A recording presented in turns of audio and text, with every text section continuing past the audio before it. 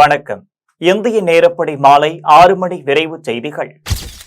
தேவையான முன்னெச்சரிக்கை நடவடிக்கைகளை திறன்பட நடைமுறைப்படுத்த ஏதுவாக உள்நாட்டு பாதுகாப்பு விதிகள் குறித்த அவசர நிலை அதிகாரத்தை பயன்படுத்தும்படி மாநில அரசுக்கு மத்திய உள்துறை அமைச்சகம் அறிவுறுத்தியுள்ளது.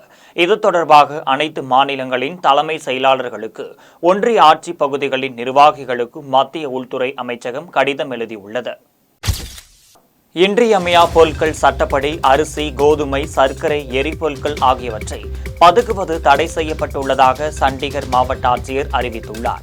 வணிகர்கள் அனைவரும் தங்களிடம் உள்ள பொருட்களின் இருப்பு விவரங்களை 3 நாட்களுக்கு உணவுப் பொருட்கள் வழங்கல் துறையிடம் தெரிவிக்க வேண்டும் என்றும் சண்டிகர் மாவட்ட ஆட்சியர் அறிவுறுத்தியுள்ளார்.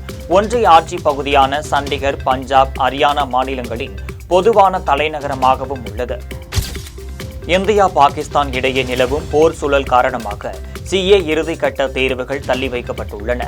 இந்திய பட்டய கணக்காளர்கள் நிறுவனம் பட்டய கணக்காளர்களுக்கான இறுதித் தேர்வை நடத்தி வருகிறது. இந்த நிலையில் நாட்டில் நிலவும் சூழலை கருத்தில் கொண்டு மே 9 முதல் 14 வரை நடத்த திட்டமிட்டிருந்த தேர்வுகளை ஒத்திவைப்பதாக அறிவித்துள்ளது. பகல்காமில் பயங்கரவாதிகள் தாக்கியதற்கு இந்திய படையினர் தக்க பதிலடி கொடுத்துள்ளதாக உத்தரப்பிரதேச முதலமைச்சர் யோகி ஆதித்யநாத் தெரிவித்துள்ளார். லக்னோவில் பேசிய அவர், ராணுவத்திற்கு ஆதரவாக நாம் இருப்பது அவர்களின் மன வலிமையை அதிகரிக்கும் என்றும் தெரிவித்தார். எல்லா சூழ்நிலையும் இந்தியா வெற்றி பெறும் என்றும், இனி வருங்காலம் வெற்றிகளை குவிக்கும் காலமாக அமையும் என்றும் யோகி ஆதித்யநாத் குறிப்பிட்டார். ஜம்மு காஷ்மீரில் நிலவும் சூழலையொட்டி டெல்லியில் இருந்து ஜம்முவிற்கும் உத்தம்பூருக்கும் 3 சிறப்பு ரயில்களை இயக்க இந்திய ரயில்வே திட்டமிட்டுள்ளது. இந்தியா, பாகிஸ்தான் இடையேயான போர் சூழலால் ஜம்மு காஷ்மீரில் உள்ள விமான நிலையங்கள் மூடப்பட்டுள்ளன. 2 நாட்களுக்கு முன்பு மழை பெய்ததால் ரம்பன் மாவட்டத்தில் ஜம்மு ஸ்ரீநகர் தேசிய நெடுஞ்சாலையில் மண் சரிவு ஏற்பட்டது. இதனால் அந்த நெடுஞ்சாலை மூடப்பட்டுள்ள நிலையில் சரக்கு லாரிகள் செல்ல முடியாமல் இடைவெளியில் அணிவகுத்து நின்றன. இந்த சூழலை கருத்தில் கொண்டு டெல்லியில் இருந்து ஜம்முவிற்கு உத்தம்பூருக்கு 3 சிறப்பு ரயில்களை இயக்க இந்திய ரயில்வே திட்டமிட்டுள்ளது. புதுச்சேரி கம்பன் கழகத்தின் 58ஆம் ஆண்டு கம்பன் விழாவை துணைநிலை ஆளுநர் கைலாசநாதன் தொடங்கி வைத்தார்.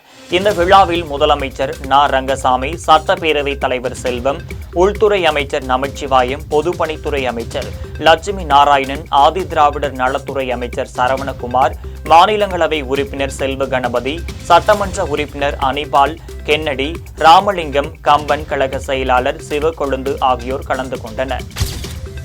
இந்திய ராணுவத்தை ஆசீர்வதிக்க வேண்டிய அசாமின் காமாக்கியா கோவிலில் பக்தர்கள் சிறப்பு வழிபாடு நடத்தினர். பாகிஸ்தானில் பயங்கரவாத முகாம்களை இந்தியா தாக்கி அளித்துள்ளது. இந்திய ராணுவ முகாம்களின் மீது பாகிஸ்தான் ஏவிய ட்ரோன்களையும் ஏவுகணைகளையும் இடமறித்து வீழ்த்தியுள்ளது. இந்திய ராணுவத்திற்கு ஊக்கமளிக்கும் வகையில் நாடு முழுவதும் பல்வேறு அமைப்பினர் பேரணி நடத்தி வருகின்றனர்.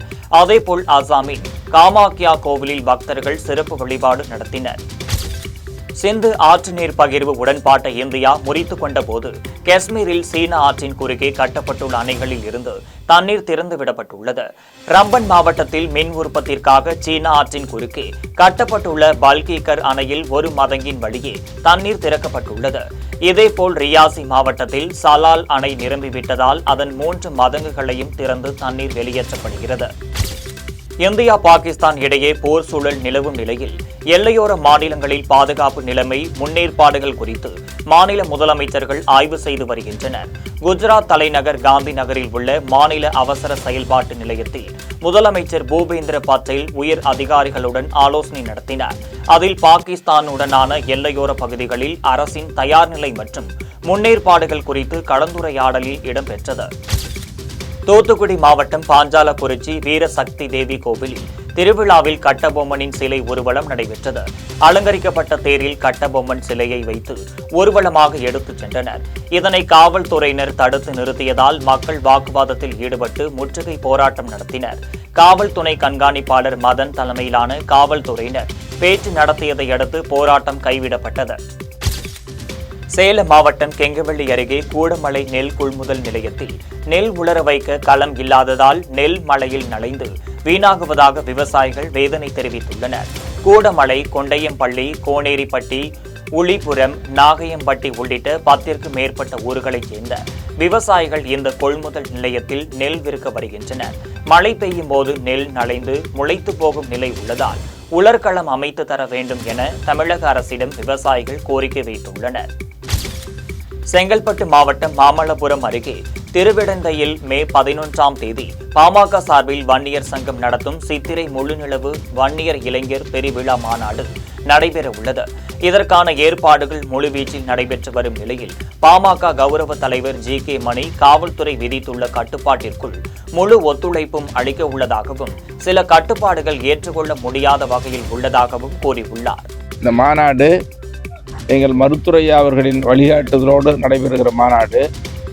எங்கள் சின்னையா மருத்துவர் அன்புமணி அவர்கள் மாநாட்டு குழு தலைவராக பொறுப்பேற்று அவருடைய மேற்பார்வையில் நடைபெறுகிற மாநாடு. இந்த மாநாட்டு பணிகள் இன்னைக்கு 80 விழுக்காடு முடிஞ்சிருச்சு. இன்னைக்கு மேடை பார்க்குறீங்க, மேடை போய் விளக்கெல்லாம் போட்டாச்சு, கொடியெல்லாம் கட்டியாச்சு. இன்னைக்கு இது ஒரு 4 நாளாக இந்த செய்தி தமிழ்நாடு முழுக்க போயிட்டுருக்குது. அப்போ மக்கள் மத்தியில் ஒரு மிகப்பெரிய வரவேற்பை, ஒரு புதிய சிந்தனையை, இதுவரைக்கும் இல்லாத அளவுக்கு ஒரு பிரம்மாண்டமான மாநாடு தமிழ்நாட்டில் நடக்குது என்பதற்கு இப்போ அடையாளமாக நீங்கள்லாம் பார்க்குறீங்க. அதனால் இந்த மாநாடு மிக முக்கியத்துவம் வாய்ந்த மாநாடாக, தமிழ்நாட்டில் ஒரு திருப்பு முனை உண்டாக்குகிற மாநாடாக, மக்கள் மனதை மாற்றம் ஏற்படுத்துகிற ஒரு மாநாடாக அமையிருக்கு. மாநாட்டினுடைய முக்கிய நோக்கம் என்னென்னா, எங்கள் மருத்துவரையா இயக்கம் தொடங்கிய காலத்திலிருந்து 45 வருஷமாக வன்னியர்களுக்கு உண்டான உரிமை பெற்று வாழ வேண்டும். மதுரை மீனாட்சி சொக்கநாதர் கோவிலில் தேரோட்டத்தையொட்டி கோரிப்பாளையம், தமுகம் ஆகிய இடங்களில் பக்தர்களுக்கு அன்னதானம் வழங்கப்பட்டது. தென்னிந்திய நடிகர் சங்க உறுப்பினர் விக்டர் தலைமையில் பக்தர்களுக்கு லட்டு, குளிர்பானம், மஞ்சள், குங்குமம், தண்ணீர் பாட்டில்கள் ஆகியன வழங்கப்பட்டன. விழாவில் நடிகர் மீசை மனோகரன், அப்பா பாலாஜி, எழுத்தாளர் விவேக் ராஜ் உட்பட பலர் கலந்து கொண்டனர். திருவண்ணாமலையில் மலையை சுற்றி பக்தர்கள் வலம் வரும் பாதையில் மாவட்ட ஆட்சியர் தர்பகராஜ் மற்றும் அரசு அதிகாரிகள் ஆய்வு மேற்கொண்டனர். மலையை வலம் வரும் பக்தர்களுக்கு குடிநீர் வழங்குவதற்கான குழாய்கள், கழிப்பிட வசதிகள் ஆகியவற்றை உடனடியாக செய்து தர வேண்டும் என்று அரசு அலுவலர்களுக்கு மாவட்ட ஆட்சியர் உத்தரவிட்டுள்ளார். கோவையில் உலக செவிலியர் வாரத்தையொட்டி உடல் நலத்தை காப்பது குறித்து பொதுமக்களிடையே விழிப்புணர்வு ஏற்படுத்தும் வகையில் வாக்கத்தான் நிகழ்ச்சி நடைபெற்றது. மாவட்ட ஆட்சியர் பவன்குமார் கலந்து கொண்டு கொடியசைத்து வாக்கத்தான் நிகழ்ச்சியை தொடங்கி வைத்தார். இதில் செவிலியர்கள் அனைவரும் பலூன்களை பறக்கவிட்டு செவிலியர் நாளை கொண்டாடினர். வார் மட்டும் இல்லைங்க, எங்க ஒரு டிசாஸ்டர், ஒரு ப்ராப்ளம் இருந்தாலும் நர்சஸ் பிளே மேஜர் ரோலுங்க. எங்க இருந்தாலும் அடிபடும், ஃபர்ஸ்ட் எய்ட் தேவைப்படும், எல்லாமே தேவைப்படும். ஆர்மிக்கே இன்னைக்கு வந்து நம்ம nurses play a huge role in doctors and nurses play a huge role in the war. Awareness என்னெல்லாம் பண்ணியிருக்கோம். அவேர்னஸ்க்கு வந்து இன்னைக்கு சில ப்ரோக்ராம்ஸ், எங்கள் மார்க் ப்ரோக்ராம்ஸ் மாதிரி பண்ணியிருக்காங்க. லைக் இந்த ஸ்ட்ரோக்னா எப்படி இருக்கும், அதை எப்படி டீல் பண்ணுறது, அப்புறம் பிரஸ்ட் கேன்சர் நீங்கள் பார்த்துருப்பீங்க, ஒரு பொம்மலாட்டம் மாதிரி பண்ணாங்க. இந்த மாதிரி அவேர்னஸ் ப்ரோக்ராம்ஸ் கண்டினியூஸாக 4-5 இடத்துல நடக்கும். இந்தியா பாகிஸ்தான் இடையே ஏற்பட்ட போர் பதற்றம் காரணமாக சென்னை விமான நிலையத்தில் கூடுதல் பாதுகாப்பு போடப்பட்டுள்ளது. விமான நிலையத்தில் பார்சல்கள் ஏற்றும் இடம், எரிபொருள் நிரப்பும் இடம், வாகன நிறுத்தும் இடம் ஆகியவற்றில் கூடுதல் பாதுகாப்பு போடப்பட்டுள்ளது. வெடிகுண்டு கண்டறிந்து செயலிழக்க செய்யும் வல்லுநர்கள், மோப்ப நாய்கள் உதவியுடன் தீவிர கண்காணிப்புகளில் ஈடுபட்டுள்ளனர். வேலூர் மாவட்டம் குடியாத்தம் செதுக்கரையில் 3 நாட்களாக மின்தடை ஏற்பட்ட நிலையில் தடையின்றி மின்சார வழங்க கோரி பொதுமக்கள் சாலை மறியலில் ஈடுபட்டனர். உடனடியாக மின்சார வழங்க வலியுறுத்தியும் போக்குவரத்து பணிமனை எதிரில் அதிமுக நகர செயலாளர் பழனி தலைமையில் பொதுமக்கள் மறியலில் ஈடுபட்டனர். இதனால் குடியாத்தம் வேலூர் சாலையில் போக்குவரத்து பாதிக்கப்பட்டது. கோவையில் அவிநாசி சாலையில் உள்ள அரங்கில் கோகுலாம் கோடைகால சிறப்பு விற்பனை கண்காட்சி தொடங்கியுள்ளது. இன்று முதல் 3 நாட்கள் நடைபெறும் இந்த கண்காட்சியில் பெண்களும் குழந்தைகளும் கோடை காலத்திற்கு ஏற்ப பருத்தி ஆடைகள், அணிகலன்கள், நகைகள் விற்பனைகளுக்கான அரங்குகள் அமைக்கப்பட்டுள்ளன. கோகுலாம் கண்காட்சியின் ஒருங்கிணைப்பாளர் ஹீனா, ராகுல் ஆகியோர் தலைமையில் தொடக்க விழா நடைபெற்றது. நீலகிரி மாவட்டத்தில் சுற்றுலாத்துறை, தோட்டக்கலைத்துறை ஆகியவற்றின் மூலம் கோடை விழா நடத்தப்பட்டு வருகிறது. கோடை விழாவில் 2வது நிகழ்ச்சியாக கூடலூரில் வாசனை திரவிய கண்காட்சியை செய்தித்துறை அமைச்சர் சாமிநாதன், தமிழ்நாடு அரசு தலைமை கொறடா ராமச்சந்திரன் ஆகியோர் தொடங்கி வைத்தனர். இந்த கண்காட்சியில் தர்பூசணி பழத்தில் பல்வேறு விலங்குகளின் உருவங்களை வரைந்து பொதுமக்களின் பார்வைக்காக வைத்துள்ளனர். சேலம் மாவட்டம் வாழப்பாடி அருகே மேட்டுப்பட்டி சுங்கச்சாவடியில் ஆம்னி பேருந்து ஒன்று மற்றொரு ஆம்னி பேருந்தை முந்தி செல்ல முயன்றபோது எதிர்பாராத விதமாக முன்னால் சென்ற சிமெண்ட் லாரி மீது மோதி விபத்துக்குள்ளானது. இந்த விபத்தில் ஆம்னி பேருந்து ஓட்டுநர் பூபதி உட்பட 3 பேர் படுகாயமடைந்தனர். அவர்கள் அரசு மருத்துவமனையில் சிகிச்சைக்காக அனுமதிக்கப்பட்டுள்ளனர். இந்த விபத்து குறித்து போலீசார் விசாரணை மேற்கொண்டு வருகின்றனர். கோவை மாவட்டம் ஆனைமலையில் திமுக சாதனை விளக்க பொதுக்கூட்டம் நடைபெற்றது. ஒன்றிய செயலாளர் தேவ சேனாதிபதி ஏற்பாட்டில் நடைபெற்ற இந்த கூட்டத்திற்கு மாவட்ட செயலாளர் தளபதி முருகேசன் தலைமை தாங்கினார். இதில் தலைமை கழக பேச்சாளர் கனகராஜ் கலந்து கொண்டு தமிழக அரசின் சாதனைகளை பட்டியலிட்டு பேசினார். இதில் திமுகவினர் பலர் கலந்து கொண்டனர். வேலூர் மாவட்டம் குடியாத்தம் கெங்கையம்மன் கோவில் வளாகத்தில் பொது மருத்துவ முகாம் நடைபெற்றது. இதில் படவேட்டு எல்லையம்மன் கோவில் அறங்காவலர் குழு தலைவர் தனசயன், நகர்மன்ற உறுப்பினர் தேவிகா ஆகியோர் கலந்து கொண்டு முகாமை தொடங்கி வைத்து மருத்துவர்களுக்கு கோவில் சார்பில் சால்வை அணிவித்தனர். இதில் அரசு மருத்துவர் ஹரி, மகப்பேறு மருத்துவர் சைலா அபிராமி ஆகியோர் கலந்து கொண்டு ஆலோசனை வழங்கினர். வேலூர் மாவட்டம் குடியாத்தம் புவனேஸ்வரிப்பேட்டையில் தூய்மை இந்தியா திட்டத்தின் கீழ் சுமார் 16 லட்சம் ரூபாய் மதிப்பீட்டில் பொது கழிப்பிடம் கட்டப்பட்டுள்ளது. நகராட்சி தலைவர் சவுந்தரராஜன் கலந்து கொண்டு புதிய பொது கழிப்பிடத்தை திறந்து வைத்தார். இதில் நகராட்சி துணைத் தலைவர் பூங்கொடி, நகராட்சி உறுப்பினர்கள் மோகன், தேவகி, கவிதா உள்ளிட்டோர் கலந்து கொண்டனர். தூத்துக்குடி சிவன் கோவில் அருகே தெப்பக்குளத்தில் ஒரு பெண்ணின் உடல் மிதப்பதாக அப்பகுதியில் நடைபயிற்சி மேற்கொண்ட சிலர் காவல்துறையினருக்கு தகவல் தெரிவித்தனர். அதன் பேரில் காவல்துறையினர் மற்றும் தீயணைப்புத் துறையினர் தெப்பக்குளத்தில் கிடந்த சுமார் 60 வயது மதிக்கத்தக்க பெண்ணின் சடலத்தை மீட்டு விசாரணை நடத்தி வருகின்றனர். வேலூர் மாவட்டம் குடியாத்தம் சீவூர் ஆகாய கெங்கையம்மன் கோவில் திருவிழாவையொட்டி ஆற்றங்கரையிலிருந்து சிரசு ஊர்வலம் தொடங்கி முக்கிய வீதிகள் வழியாக சென்று கோவிலை அடைந்தது. தொடர்ந்து நடைபெற்ற கண் திறப்பு நிகழ்ச்சிக்கு பின் பக்தர்கள் தரிசனம் செய்தனர். திருவிழா ஏற்பாடுகளை கோவில் நிர்வாகிகள் வெங்கடேசன், வினோத், ஒன்றிய குழு உறுப்பினர் அமுதா உள்ளிட்டோர் செய்திருந்தனர். வேலூர் மாவட்டம் அரியூரில் உள்ள திருமலை கோடி நாராயணி பீடத்தின் 33ஆம் ஆண்டு விழாவையொட்டி 10,008 மஞ்சள் நீர்க்குடங்களில் நீர் எடுத்து வந்து அபிஷேகம் நடைபெற்றது. பக்தர்கள் யானைகளுடன் மேளதாளங்கள் முழங்க ஊர்வலமாக வந்து சுயம்பு நாராயணி அம்மனுக்கு அபிஷேகம் செய்தனர். பின்னர் ஆலயத்தில் நாராயணி மூல மந்திர யாகம் நடைபெற்றது.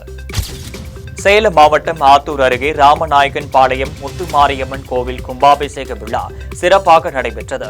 யாகசாலையில் வைத்து பூஜிக்கப்பட்ட தீர்த்த குடம் மேளதாளம் முழங்க எடுத்து செல்லப்பட்டு கோபுர கலசத்திற்கு புனித நீர் ஊற்றப்பட்டது. ராமநாயக்கன் பாளையம், தென்னங்குடி பாளையம், கல்பகனூர், கொத்தம்பாடி ஆகிய ஊர்களில் இருந்து ஏராளமான பக்தர்கள் பங்கேற்று வழிபட்டனர்.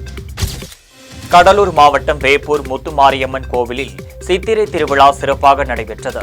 இதில் அம்மனுக்கு சிறப்பு பூஜைகள் மற்றும் அபிஷேக ஆராதனைகள் நடைபெற்றது. பக்தர்கள் அலகு குத்தி நேர்த்தி கடன் செலுத்தி வழிபட்டனர். திமுக நிர்வாகி ஹரிஈசன், மல்லீசன் ஆகியோர் விழாவில் கலந்து கொண்ட பக்தர்களுக்கு அன்னதானம் வழங்கினர். ராமநாதபுரம் மாவட்டம் திருவாடனை அருகே பெரிய கீரமங்கலம் பாம்பாளம்மாள் ஆலயத்தின் உற்சவ விழா சிறப்பாக நடைபெற்றது. இதில் ராமநாதபுரம் சேதுபதி மன்னர் வம்சத்தைச் சேர்ந்த நாகேந்திர சேதுபதி ராஜா கலந்து கொண்டு அம்மனுக்கு சிறப்பு வழிபாடுகள் செய்தார். இதில் ஏராளமான பக்தர்கள் கலந்து கொண்டு சாமி தரிசனம் செய்தனர். IPL தொடர் இந்தியாவின் பல்வேறு நகரங்களில் சிறப்பாக நடைபெற்று வந்தது. மார்ச் 22 அன்று தொடங்கிய இந்த தொடரில் இதுவரை 58 லீக் ஆட்டங்கள் நிறைவடைந்துள்ளன. இன்னும் 12 லீக் ஆட்டங்கள் மட்டுமே எஞ்சியுள்ளன. இதற்கிடையே இந்தியா, பாகிஸ்தான் இடையே போர் பதற்றம் நிலவி வருகிறது. இந்த நிலையில் IPL கிரிக்கெட் போட்டிகள் ஒரு வாரத்திற்கு நிறுத்தி வைக்கப்பட்டுள்ளதாக இந்திய கிரிக்கெட் வாரிய துணைத் தலைவர் ராஜீவ் சுக்லா தெரிவித்துள்ளார்.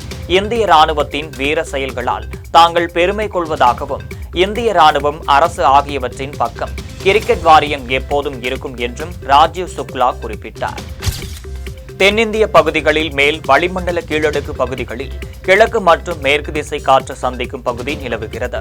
இதனால் இன்று தமிழகத்தில் ஒரு சில இடங்களிலும், புதுச்சேரி, காரைக்கால் பகுதிகளிலும் இடி, மின்னல் மற்றும் பலத்த காற்றுடன் கூடிய லேசானது முதல் மிதமான மழை பெய்யக்கூடும் என்று சென்னை வானிலை ஆய்வு மையம் தெரிவித்திருந்தது. ராணிப்பேட்டை, வேலூர், திருவண்ணாமலை, கள்ளக்குறிச்சி, அரியலூர், பெரம்பலூர் ஆகிய 6 மாவட்டங்களில் மிதமான மழை பெய்ய வாய்ப்புள்ளதாக தெரிவித்துள்ளது. இத்துடன் ஜெம் செய்திகள் நிறைவடைகின்றன. மீண்டும் செய்திகள் இன்று இரவு 8:30 மணிக்கு. செய்திகளை உடனுக்குடன் தெரிந்து கொள்ள gemlive.tv என்ற இணையதளத்தில் இணைந்திருங்கள். நன்றி, வணக்கம்.